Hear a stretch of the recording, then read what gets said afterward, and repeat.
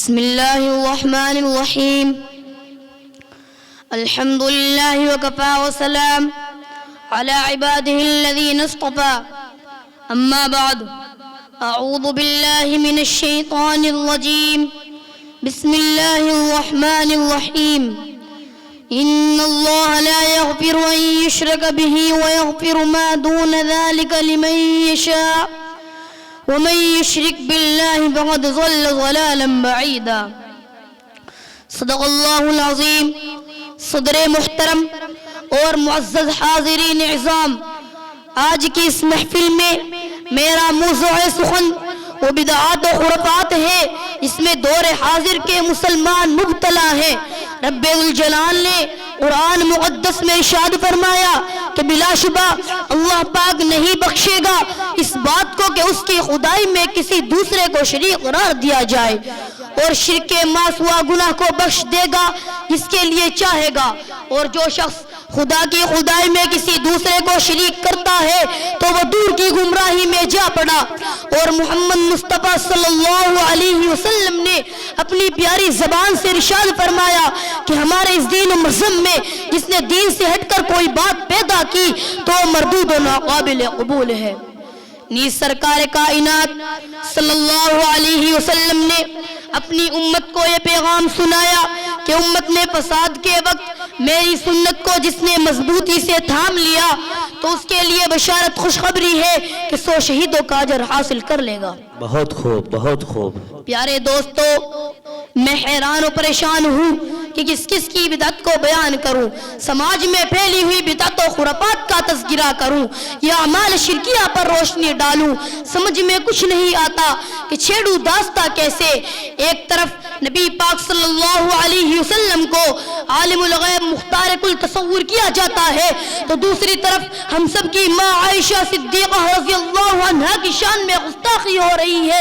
کہیں غیر اللہ کو حاجت روا اور مشکل کشا تصور کیا جاتا ہے تو کہیں بدعتوں کو فروغ دے کر مسلمانوں کے عقائد پر ناپاک حملہ ہو رہا ہے.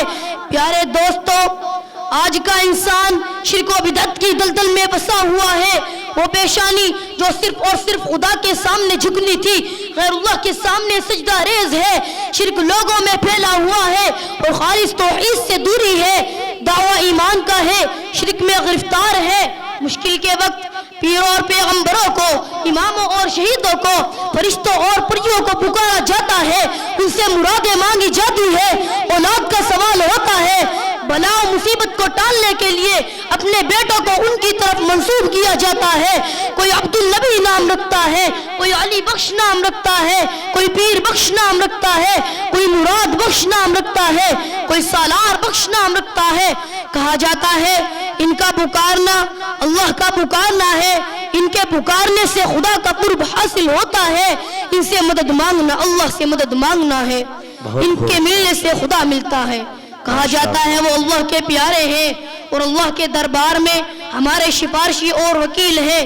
افسوس صد افسوس اس حماقت پر جب کہ قرآن پاک میں ڈنگے کی چوٹ باری تعالیٰ نے ارشاد فرمایا اللہ غنی وانتم الفقراء، کہ اللہ بے نیاز ہیں اور تم سب کے سب محتاج ہو.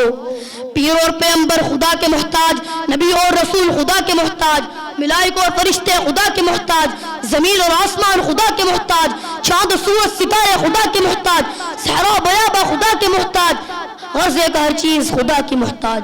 کسی نے کیا ہی خوب کہا ہے، خدا فرما چکا قرآن کے اندر، خدا فرما چکا قرآن کے اندر، میرے محتاج ہے پیرو پیغمبر، نہیں طاقت سوا میرے کسی میں، نہیں طاقت سوا میرے کسی میں کہ کام آوے تمہارے بے بسی میں. اگر قرآن کو سچ جانتے ہو تو پھر منتیں کیوں مانتے ہو؟ تمہیں یہ طور بد کس نے سکھایا؟ محمد نے کہا ہے یہ بتایا. مسلمانوں، میں تم سے پوچھنا چاہتا ہوں، کیا صحابہ کرام نے آپ کو عالم الغیب جانا؟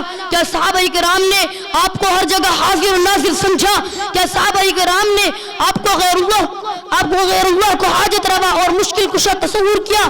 کیا صحابہ کرام نے غیر اللہ کو بلا و مصیبت کو ٹالنے والا تصور کیا؟ کیا صحابہ کرام نے غیر اللہ سے مرادیں مانگی؟ کیا صحابہ کرام نے قبروں کو سجایا اور ان پر چراغا کیا؟